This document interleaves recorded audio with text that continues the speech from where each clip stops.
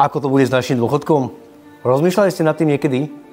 Odporúčam pre všetkých, ktorí majú menej ako 40 rokov, nespoliehať sa na dôchodok len zo štátu, teda sociálnej poisťovne a druhého piliera, ale budovať si kapitál samostatne, či už formou tretieho piliera, kde prispieva zamestnávateľ, ale hlavne samostatným budovaním kapitálu.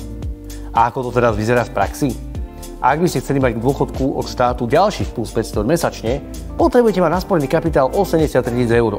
Na to, aby ste takýto kapitál nadobudli, potrebujete investovať. V 30-ke je to 46 eur mesačne, v 35-ke 68 eur mesačne a v 40-ke 102 eur mesačne. Samostatnou skupinou sú samostatne zárobkovo činné osoby a jednoosobové SROčky, ktorým odporúčame investície na dôchodok zdvojnásobiť, pretože štátny dôchodok pre nich bude minimálny. Samozrejme rozprávame o dlhodobých investíciách, ktoré vytvárajú potrebný zisk na to, aby ste požadovaný kapitál vytvorili.